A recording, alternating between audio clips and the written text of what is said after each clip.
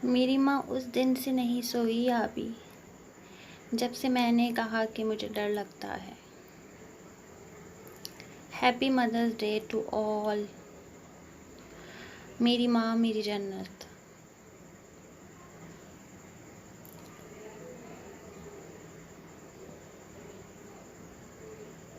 अस्सलाम वालेकुम। जी जनाब, आज तमाम लोगों को हैप्पी मदर्स डे। बहुत बहुत मुबारक हो आप सबको मदर्स डे। और आज के दिन मैं आप सबसे बहुत ही अच्छी बात शेयर करना चाहती हूँ। ये हदीस है कि हमारे नबी मोहम्मद सल्लल्लाहु अलैहि वसल्लम ने फरमाया कि काश मेरी माँ हयात होती, यानी मेरी वालदा हयात होती, इशा की नमाज़ का वक्त होता और मेरी वालदा मुझे पुकारती तो मैं उनके पास जाता और नमाज इशा में क़ज़ा पढ़ता। यानी उनका कितना रुतबा है माँ का, कि अगर नमाज का टाइम है, माँ ने बुला लिया है तो आप बाद में क़ज़ा पढ़ते। हमारे नबी ने ये फरमाया है। तो ये मेरे अपने अल्फाज में है, अगर इसमें कोई गलती कोताही हो तो मुझे माफ़ कीजिएगा। लेकिन बस इस हदीस का लुब-ए-लुबाब जो मैं आपको बताना चाहती हूँ ये है कि माँ का रुतबा इतना है कि अगर हमारे नबी ये कह सकते हैं कि अगर मेरी वालदा मुझे बुलाती, मैं नमाज इशा के वक्त होता और मैं क़ज़ा बाद में पढ़ता, तो इससे हमें अंदाज़ा लगाना चाहिए कि कितना बड़ा रुतबा है माँ बाप का। और यहाँ हमारा ये हाल है कि आजकल हमारे पास अपनी वालदा, अपने माँ बाप के लिए टाइम नहीं होता। हम अपनी लाइफ में अपने बच्चों में इतने बिज़ी हो चुके हैं कि अक्सर हम ऐसा होता है कि हम उस तरह से उनको नहीं कर पा रहे होते जैसे उन्हें हमें करना चाहिए। तो अपनी माँ बाप को हम सबको टाइम देना चाहिए, तो प्लीज़ अपने वालिदैन को टाइम दीजिए। और मैंने ये भी कहीं पढ़ा था कि वालिदैन के पास बैठना भी इबादत है, यानी जैसे हम और इबादत करते हैं ऐसे अगर हम अपने वालिदैन के पास बैठेंगे तो वो भी इबादत है। जी जनाब, इससे पहले मैं सहरी बना रही थी और आज हमारे यहाँ आटा नहीं था, ख़त्म हो गया था, और जहाँ से हम आटा लेते हैं वो शॉप जो है वो सील कर दी थी रश की वजह से। हमारे यहाँ आटा चक्की से आता है और ये सुबह का वक्त है, तो मेरा बेटा जो है वो मुस्तकिल मुझे तंग कर रहा था, चादर नहीं बिछाने दे रहे थे मुझे वो। तो फाइनली मैंने चादर बेड की जो है वो चेंज कर ही ली। वो मुझे सता रहे थे कि मम्मा मैं नहीं जाऊँगा नीचे। और अब यहाँ पे मैंने आटा मंगा लिया था क्योंकि बच्चों को खाना वगैरह देना होता है, तो और मैं बाहर की रोटी अवॉइड कर रही थी। सहरी में तो हमें मजबूरन खानी पड़ी। और ये आटे का जो जार है ये मैंने धो के रख दिया है। अब आटा आ गया तो मैं इसको, जैसे ये ड्राई हो जाएगा तो मैं इसमें आटा जो है वो डाल दूँगी। यहाँ पे मैं बना रही हूँ बच्चों के लिए दोपहर के खाने के लिए रोटियाँ। और जनाब आप लोग बताएं आप लोगों की लाइफ में क्या चल रहा है। और आज मेरा दिल था कि मैं अम्मी की तरफ जाऊं, लेकिन वो हमारे लॉक का कुछ प्रॉब्लम हुआ है, डोर लॉक का, तो इसलिए हम नहीं गए। तो आज मैंने यही सोचा था कि मैं इफ़्तारी जो है वो अपनी अम्मी को जो है वो ख़ुद बना के खिलाऊंगी। तो मैं तो नहीं जा सकी क्योंकि हस्बैंड मेरे इस टाइम पे इफ़्तार के टाइम पे जो है वो हमारे रेस्टोरेंट में होते हैं, तो मुझे अकेले जाना था तो लॉक नहीं लगा सकते थे। तो फिर मैंने घर से ही इफ़्तारी बना के अम्मी को दी थी। यहाँ पे मैं जो है थोड़ी सी मेरे जो है ये वेजिटेबल्स वगैरह आए थे तो मैं इनको सॉर्ट आउट कर रही थी।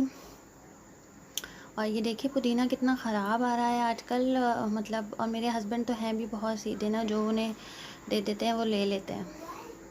हरा धनिया भी मैं ऐसे ही रख रही हूँ क्योंकि मुझे अभी हरा धनिया यूज़ करना है कुकिंग वगैरह में। तो बस ये चीज़ें मैंने फ्रिज में रख के और अब मैं अपने बाकी के काम निपटाऊँगी।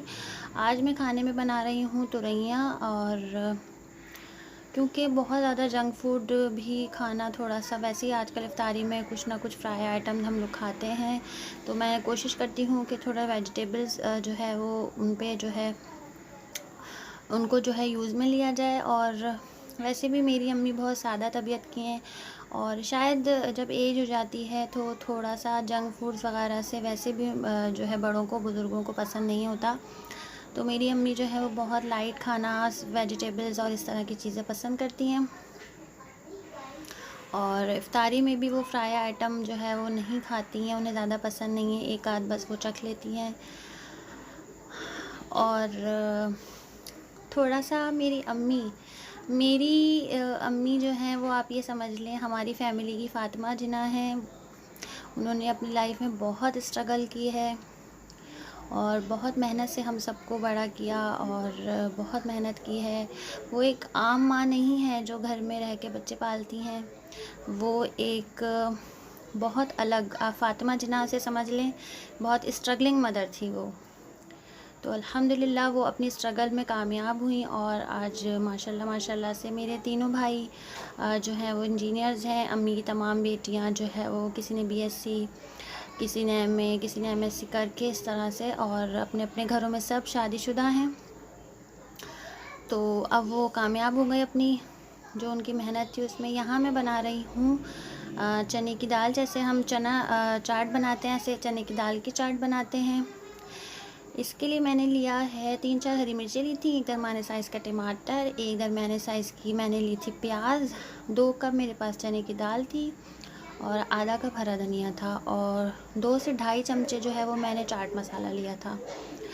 दाल को मैंने हाफ़ टी स्पून सॉल्ट डाल के बॉईल कर लिया था और ये इतनी मज़े की बनी थी कि मेरे अब्बू इतनी तारीफ़ कर रहे थे, कहने लगे बेटे आज तो आपने इतनी अच्छी जो है ये बनाई है चाट दाल की कि आपकी अम्मी जैसे बनाती थी ना बिल्कुल वैसी। तो अब्बू ने बाकायदा मुझे कॉल करके बोला कि बेटा बहुत अच्छा मज़ा आ गया आज तो, क्योंकि मैंने जो है वो, और आज यहाँ पे मैं वेजिटेबल पॉकेट्स भी बना रही थी, वेजिटेबल ब्रेड पॉकेट्स हैं ये, तो आज ये भी बना रही थी मैं।